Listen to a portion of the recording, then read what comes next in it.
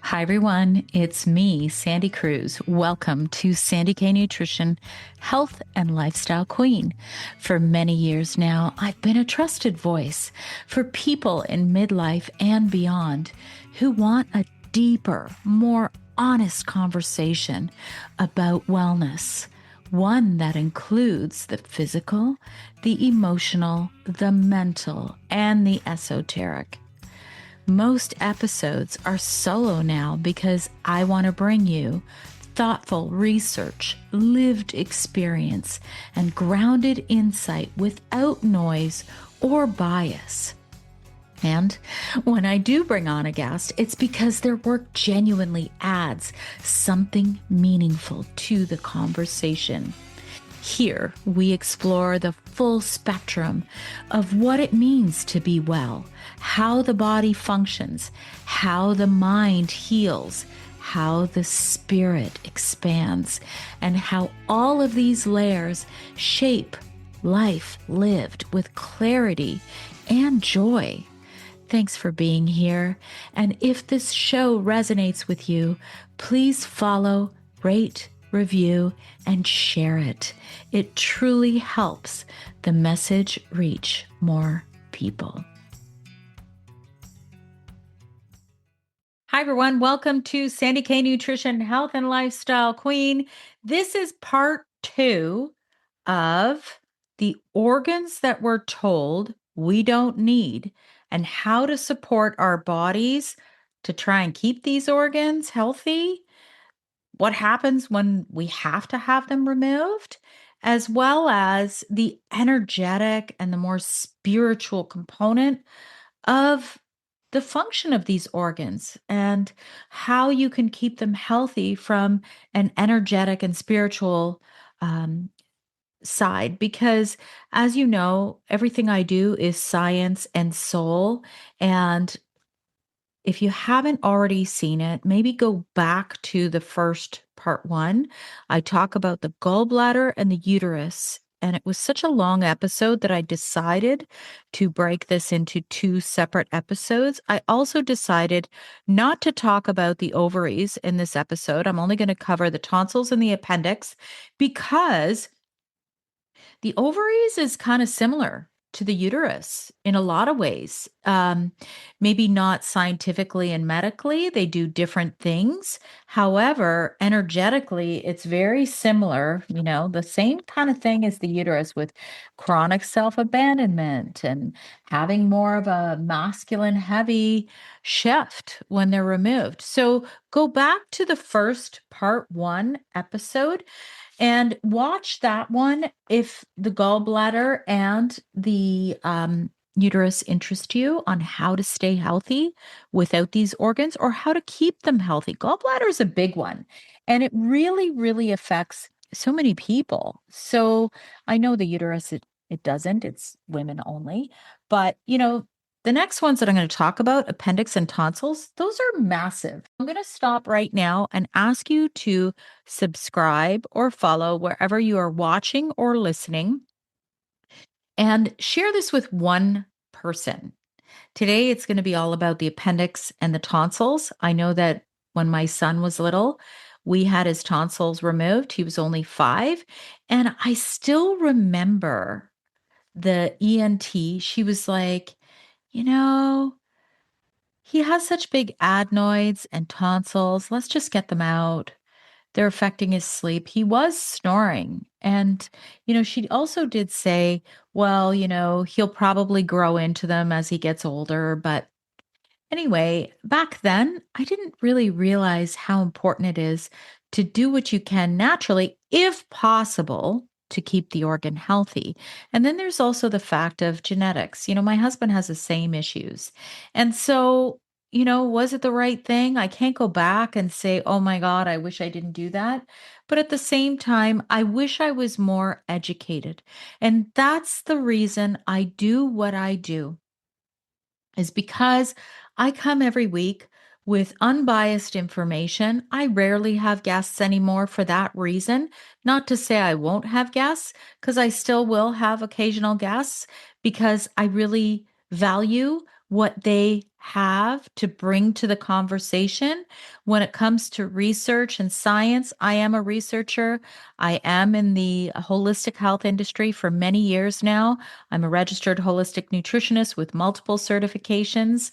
And I also am a massive advocate for health and wellness to try and do what we can to age better naturally, but taking into account balance and science and soul. I used to be heavily, um, I guess, entrenched in that whole biohacking industry. And then I pulled away because I saw a lot of things that I just no longer resonated with. And I feel like we all have the right to change our minds. I found it to become, you know, very science heavy, very coupon code driven heavy. I just didn't know what to believe, how to believe it. And then I also saw that, a lot of times people are almost like treating themselves and their bodies like they're robots. And so I found a lot of the soul and a lot of the spirituality and energetics around health and wellness was missing. So I pulled away from that and I've really kind of come into my own, let's just say. And this episode, I'm going to tell you, you're not going to see this, the science, the soul, the energetics, the spiritual component anywhere else. I don't even know if I've ever seen anyone do a podcast on this, on why certain what these organs do, why they're removed, and they're commonly removed, what you can do to rebalance the body, both from a health perspective as well as from a spiritual perspective, because I do believe that every single organ has a purpose. And I referred to this in part one.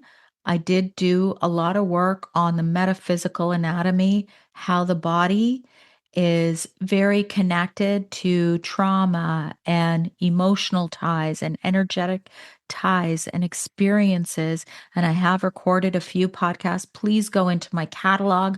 I have over 300 episodes. Check out Yvette Rose, check out Julia Cannon.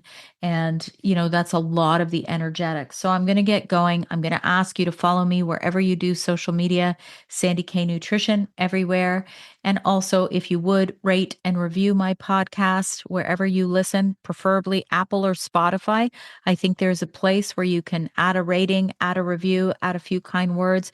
It just really helps me to just keep going and to be seen, amongst all these massive podcasters who have all this money behind them to promote themselves, whether they're celebrities or whatever. I don't have that. So I have you guys and I love you guys and I appreciate you who come back each and every week. So let's get started. I'm going to start with the appendix. I told you I'm not going to do the ovaries because it's way too similar to the uterus. So if you're interested, listen to the part one. Okay. So, why does the appendix fail? I'm two organs down, my friends. I'm not going to do the thyroid because I think that the thyroid is just way too complex to throw into one of these episodes. So, I'm going to do that separately down the road. But I don't have a thyroid gland. I lost that at age 41. I also don't have an appendix because I think I was about 11. I had an appendicitis. So, acute appendicitis. That's what happens. And why does that happen? Nobody really asks the question. Everyone's like, it's just a useless organ. So the reason is number one, acute appendicitis, number two, chronic inflammation, and number three, rare tumors. Now, what does the appendix do? Because everyone's like, what the hell does it do? I'm a 1970 baby. And I remember hearing, oh, if you swallow too much gum, you're going to have to have your appendix out.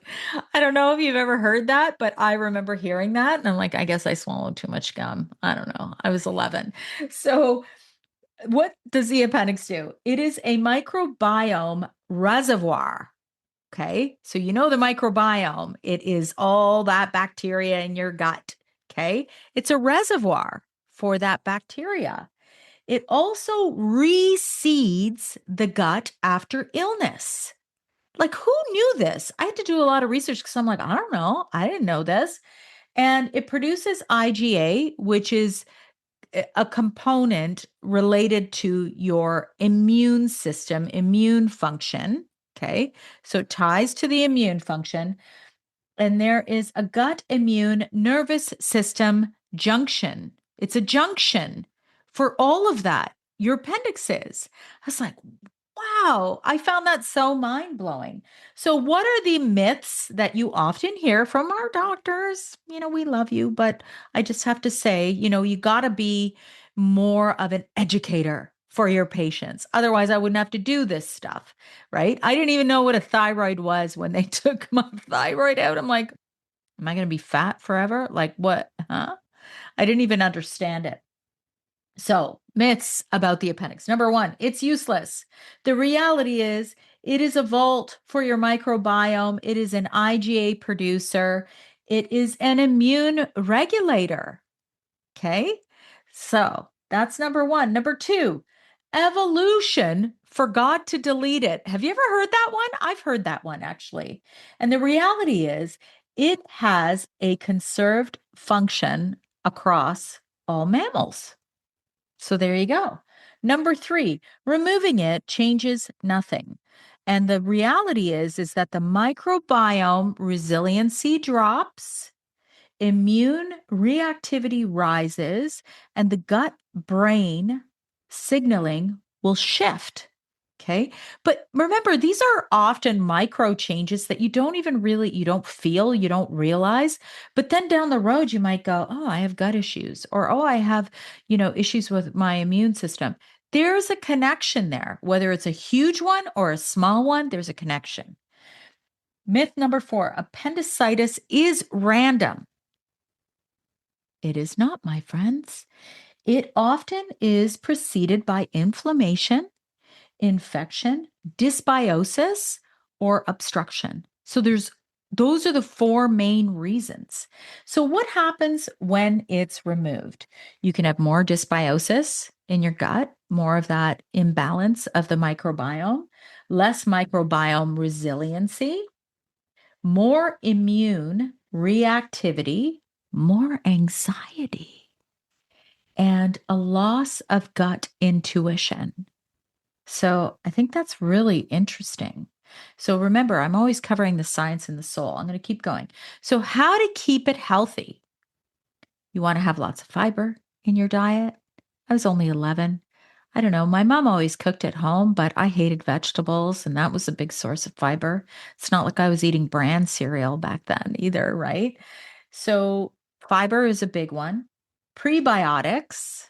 Okay, so that feeds the good bacteria. It's not a probiotic, it's a prebiotic. It's helping to repopulate the gut with good bacteria. Polyphenols, avoid constipation, and treat infections early. So don't let infections go. Okay. Poop every day, everyone. If you don't poop every day, you could have a problem. Now, how to live well without it? Well, I'm 56 years old and I haven't had it since I was 11. So I've done okay. But it's not to say I haven't had issues with my gut. But again, there are many other variables that come into play if you have gut issues. But how to live well without it, microbiome rebuilding, gut barrier support. So still to this day, I do stuff. I take Tributrin. It's just a variation of butyrate. I do a lot. Then there's other options. There's, L-glutamine. There's a few different things that you can do to support that gut barrier. Stress management. I do a lot of that. And I don't think I'd be where I'm at if I didn't do a lot of that. And then track gut mood patterns. This is really interesting. So if something's going off in your gut, how is your mood? Are you anxious? Do you see the connection of how your gut feels to your mood? So that's a big one too. So there are some connections to safety instinct, gut knowingness, which I mentioned, safety. This is a big one. Appendix is the microbiome vault plus IgA. So when it's compromised, the gut can become reactive and the brain can read as non safe. Isn't that an interesting connection? I find that fascinating. Instinct, the gut can signal intuition. Okay. Appendix removal can weaken that gut brain signaling. That I find fascinating. Microbiome resilience. Without it, it's harder to recover after illness. And then the whole gut knowing. Literally, the appendix it sits at the gut immune nervous system intersection. Pretty fascinating. So let's get into the energetic meaning. Why does it fail energetically? Okay, this is the works of Yvette Rose, Julia Cannon. There's another one, Michael J. Lincoln. He's another one that. Then there's Dr. Bradley Nelson. I've done so much on this stuff. Why it fails energetically: chronic fear, hypervigilance, distrust of instincts, ancestral survival trauma. So I've done shows on that where we can carry trauma forward into our lifetime from our ancestors, which maybe someday I'll record about it. But, I come from a long lineage of poor Eastern European farming people, and there's a lot of trauma, let me tell you. That's a whole other topic. So, Yvette Rose says it's a feeling of not feeling safe. Julia Cannon says it's ignoring your intuition. I don't know how sharp my intuition was at 11, but the not feeling safe really resonates with me if I look at ancestral lines, definitely. Why removal happens? The body can't hold the fear, refusal to trust instincts, and removal forces reset. After removal, loss of gut intuition, loss of inner safety, increased anxiety, and more instability. Now, maybe this is one of the reasons why I always do a lot of grounding work. I'm a pretty grounded person. I'm also a pretty intuitive person, but I had to work on that because often I didn't listen to my intuition. I'm much better at it now. So, how to stay balanced if you don't have the organ? Grounding. What's grounding? Well, you get all these influencers and biohackers who say you have to go and have the sun hit your eyes first thing in the morning to reset your circadian rhythm, put your feet in the grass, feel the grass, or go in the ocean or whatever. Grounding is quiet. Grounding is nature. Grounding is going outside without your phone, putting your feet on the ground, whatever the hell kind of ground it is, putting your feet down and just coming into center.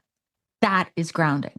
You don't need to go to the ocean to ground or to put your feet in the sand. Okay, my friends, it's much easier than that. And it's intuitive if you listen. Nervous system regulation. I do a lot of work on this and I've recorded numerous times because I know that something within me, I need to work harder at it. It's just something I know. Intuition rebuilding. There's so many different practices on, getting more in touch with your intuition. But really, once you do the first two, like calm your nervous system and just step outside and ground and just block the noise. Watch one of my podcasts a few weeks ago. I talked about block the noise. Guess what's going to happen? Your intuition is naturally going to just really come online again, which is pretty cool. Predictable routines, safety rituals, and just that coherence of the gut and the brain, just having that awareness. So, that, my friends, is the truth all around the appendix. Now, let's get into tonsils. Tonsils is a big one. How many kids get their tonsils removed every year? I didn't even do the research on that. But the tonsils represent expression, truth, boundaries, vulnerability.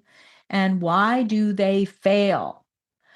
Recurrent tonsillitis, chronic inflammation, tonsil stones, sleep apnea, which is what they were guessing my son had because they were so large that he wasn't breathing properly and he was snoring, immune overload, oral microbiome imbalance.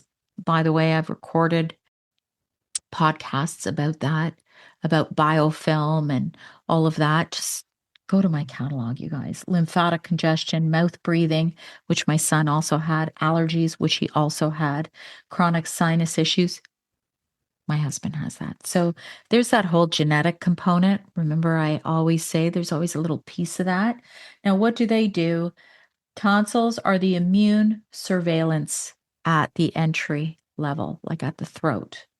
So, first line antibody production produces that IgA. Oral microbiome regulation. We have the mouth has its own microbiome. And I've actually recorded about that. So go and listen to that podcast. It was with darn it, what are they called? They I can't remember the name, but I don't know. Look it up. Oral microbiome. Um, lymphatic drainage for the head and the neck protects the lower respiratory tract. Influence, resonance, and airflow affects the jaw, the tongue, and the neck tension patterns and communicates with the vagus nerve. Okay. So, one thing ever since my son was young, anytime he would feel that tickle in his throat, like he's getting a cold, and it works a lot of the time. Okay. There's always going to be that like 99% of the time, 1% of the time, it hits his chest. However, if you don't have tonsils, you don't have adenoids, when you feel that tickle, start gargling with salt water, like warm, like room temperature salt water. It is the best. Use clean salt water, gargle a few times a day. More often than not, if you're really on it on time, you will see that it will lower the inflammation in that area. And it's like it's sterilizing all that bacteria. So just a little natural note from a holistic nutritionist. So let's get into the myths. We hear this a lot. They're useless. They actually are immune gatekeepers. Your tonsils are at the entrance to the respiratory and digestive tracts. This is why gargling with salt water is just this easy, natural hack if you feel like you've been exposed or if you feel like you're getting a tickle. So, myth number 2, removing them prevents infections. Actually, it shifts infections downward into the respiratory tract. So, more bronchitis and other issues. It just pushes down. Okay. So it might prevent tonsillitis because they're not there anymore, but it doesn't mean you're not going to get other infections. Myth number 3, they don't affect the voice. Tonsils can influence resonance, airflow, and jaw neck tension. Not necessarily the voice, but it can change those things. Number 4, they don't affect immunity. They actually produce and regulate the oral microbiome. Keep that in mind. And by the way, one of my favorite mouthwashes, it is made by that company. Why can't I think about it? It is using erythritol. Okay, just look it up. Look it up. Myth number 5, they're just lymph tissue. They're actually part of a coordinated immune ring that shapes early immune programming. So again, I'm always like, every organ has a reason, every organ has a purpose. So, what happens when the tonsils are removed? Reduced immune filtering at the throat level. Totally makes sense, doesn't it? More sinus or respiratory infections, unless you're on it. Like I said, there's always natural options. Lymphatic congestion in the jaw and neck. More sinus and, oh, I said that. Oral microbiome shifts, jaw clenching can increase. Neck tension increases, voice resonance can change, more mouth breathing, more snoring, more dryness and irritation, and vagal tone shifts. So, how to keep your tonsils healthy? Nasal breathing, my friends. By the way, when I'm recording, I can tell I'm talking too much. I'm not doing enough of the nasal breathing, right? So, nasal breathing is so important. And if you have, I've seen some biohackers put those nasal things to just keep it open. I mean, my husband had a deviated septum and he tried to have surgery to fix it. It didn't quite work. So, being able to breathe from your nose is really important. So maybe get to the root, see a specialist, a practitioner who's specialized in that to see if you can get help. Mouth breathing is not good. Tongue posture, holding your tongue up on the roof of your mouth instead of down. Oral microbiome care. There you go. Oh my God, it's here. Xylitol, which is what I was talking about. Tongue scraping, nasal rinsing, so like a neti pot type thing. Make sure it's sterile. Allergy management. So that's another story in and of itself. My son had really major seasonal allergies. He hasn't taken allergy pill, and he was a baseball player um, in university and throughout high school. And imagine being on a baseball field all summer long and having the worst seasonal allergies like grass, trees, ragweed, pollen, all of it. And I did it was medical. I don't know what was in it. This is a long time ago. They were immune drops that were supposed to help his body build immunity. But there was some sort of a chemical in there. It was like these weird liquid drops. One day he woke up covered in hives, head to toe. This is before I even went back to college. I'm like, forget that. You're not taking that crap anymore. And then I brought him to a naturopath and we started to use natural solutions, which I still do. I still do. And still to this day. So it's probably been about 10 years since he's taken allergy medicine. And the one, you can only get it through a practitioner. It is orthomolecular and it's dehyst. It is the most powerful. You do a loading dose. I'm not giving you advice. You have to see your own practitioner, and you can't get it from anybody except for a practitioner. But look into that. If you have very severe seasonal allergies, you want to have your allergies under control and in a natural way. Like this one, dehyst has quercetin, stinging nettle. It has a bunch of stuff. You do a loading dose for like 10 days, and then it's like, I think 2 capsules a day, but see your practitioner. So, allergy management is key. Hydration, humidification. You don't want to have like dryness in the air. Anti-inflammatory nutrition. This always goes down to eating whole, real foods, right, my friends? Lymphatic drainage. The best way to do that, you got to move your body, got to move that lymph, right? Avoid the chronic mouth breathing. So, how to live well without them? Your tonsils are gone. You have no choice. Too late. It's over. They're out of there. So, you want to retrain and do the proper breath work. You want to retrain to not do the mouth breathing, nasal breathing, lymphatic drainage. Go see an osteopath. If you have problems with jaw, neck pain, I love osteopaths. They're amazing. Jaw and neck release, again, osteopath. Voice activation, oral microbiome support. So that's that, xylitol. I think the one that I use is called Spry, Spry. I use the non-alcohol, non-fluoride one. I love it. Um, Strengthen the vagal pathways. Yes, humming, gargling, breath work, all of that will help strengthen the vagus nerve, right? Now, let's get into the explanation of tonsils, the expression. It's all about expression, truth, boundaries, and vulnerability. After removal, loss of vocal power. Remember, this is the energetic. Difficulty expressing needs, over explaining. I mean, people do that anyway. There are many reasons to over explain, but you might notice this fear of confrontation, difficulty setting boundaries, emotional shutdown around your voice.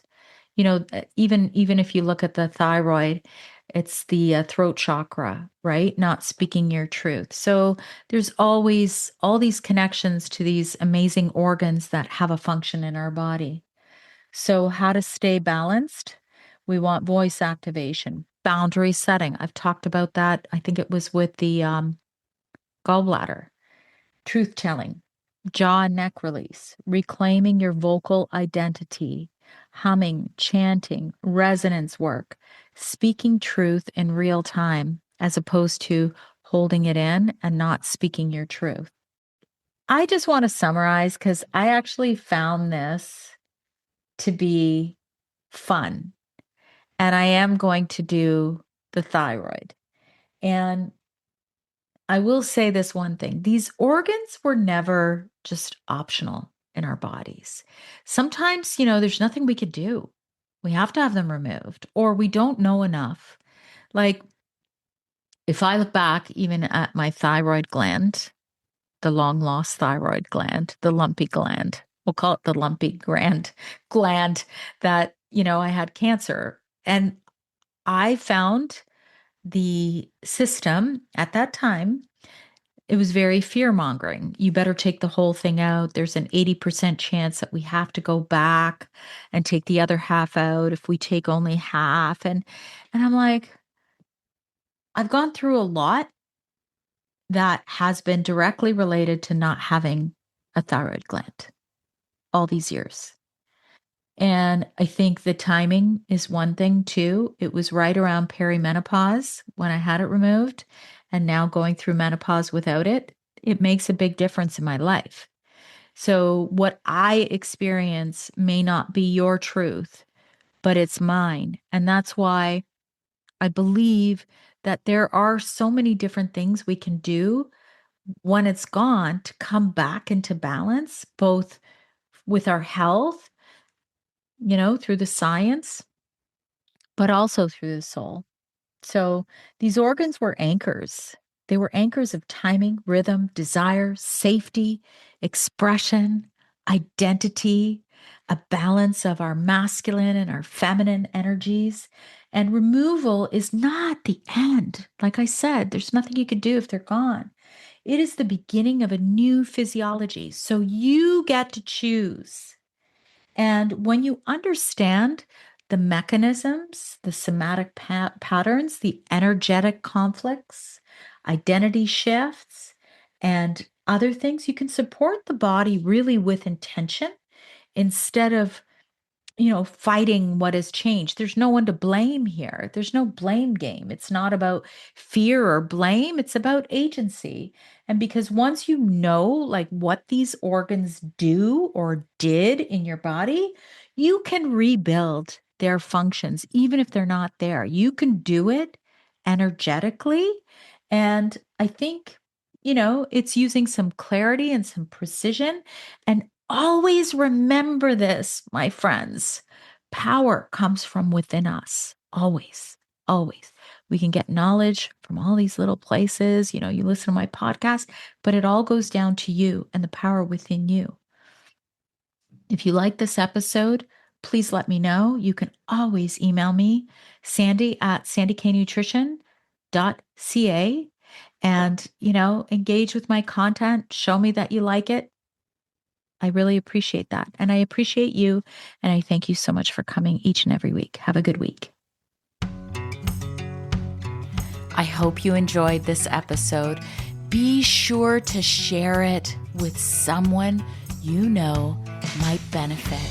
And always remember, when you rate, review, subscribe, you help to support my content and help me to keep going and bringing these conversations to you each and every week. Join me next week for a new topic, new guest, new exciting conversations to help you live your best life.